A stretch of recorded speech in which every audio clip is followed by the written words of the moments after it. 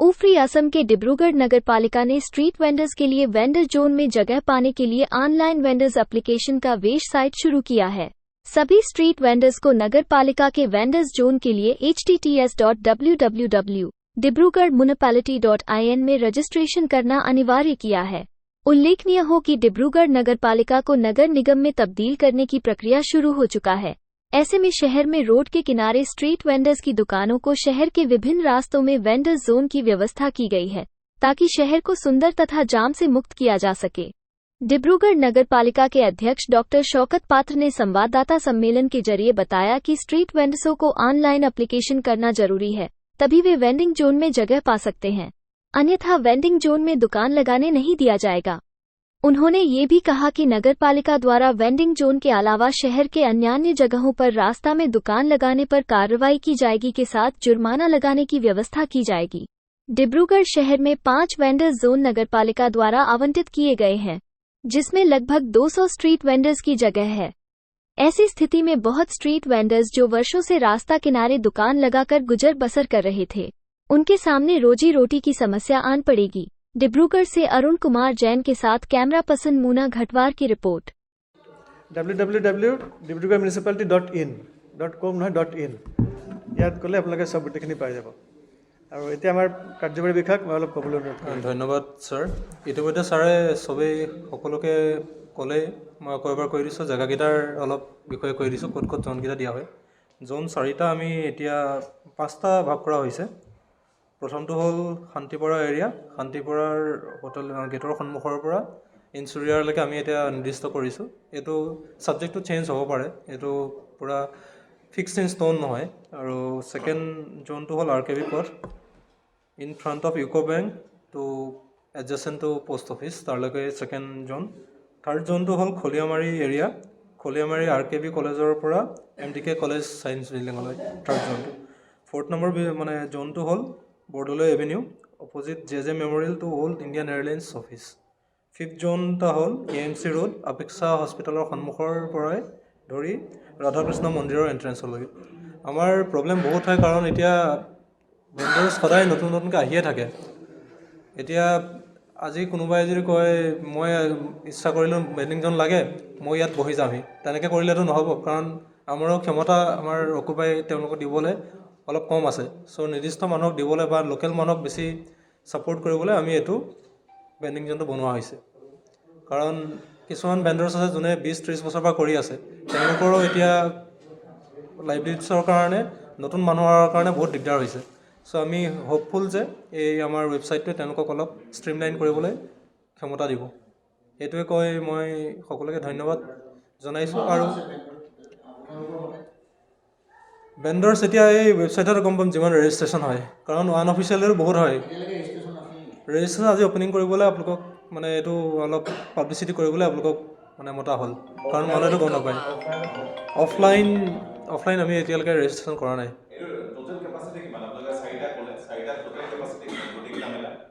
Total capacity পাৰ vending জোন আপুনি কেইটাকৈ ধৰিব? 5টা ভেণ্ডিং জোন আছে। তাত একচুৱেলি আমাৰ ভেণ্ডিং জোন 5টা আছে। তেওঁলোকে যেতিয়া এপ্লাই কৰিব আমি 3টা পৰ্চনত ভাগ কৰিছোঁ। কোনোবাই এপ্লাই কৰিব পাৰে 5 feet by 5 feet, 5 feet by 6 feet আৰু 5 feet by 8 feet। যাৰ যেনেকুৱা চব, এতিয়া ধৰক সকলো ব্যৱসায়ীৰে সমান মানে ডাঙৰ জেগা নালাগে, কাৰোবাৰ সৰু জেগাও নহ'ব।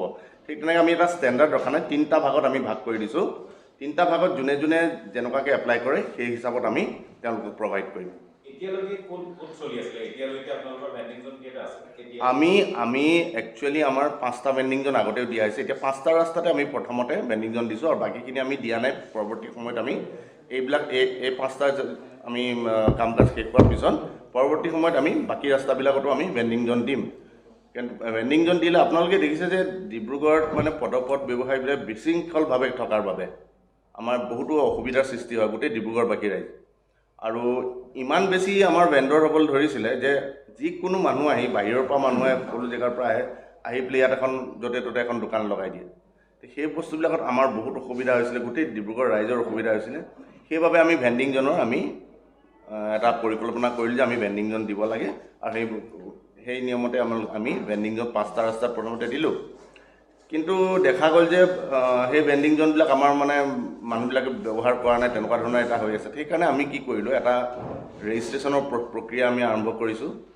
ৱেবছাইটত গৈ তেওঁলোকে ৰেজিষ্ট্ৰেশ্যন কৰিব লাগিব। ৰেজিষ্ট্ৰেশ্যন এতিয়া ছাপ'জ এটা জেগাত বোলে 40খন দোকানৰ কাৰণে ঠাই আছে, এটা ভেণ্ডিং জোনত 40, তাত যদি 100জনে এপ্লাই কৰিব পাৰে, কিন্তু প্ৰত্যেকজনেই যে পাব তেনেকুৱা নহয়। আমি তাতে যি পুৰণা ব্যৱসায় কোন আছে, আগৰ পৰা কৰি আছে, কাৰণ আমাৰ ওচৰত সকলো ৰেকৰ্ড আছে, পুৰণা ব্যৱসায় কোনে কোনে কৰি আছে তেওঁলোকৰ আমি এটা হেৰি দি দিছোঁ যে কিমান বছৰৰ পৰা কৰিছে আৰু আগৰ কি কি ৰচিদ আছে, এনেকুৱা ধৰণৰ আমি ৱেবছাইটত আপলোড কৰিব লাগিব।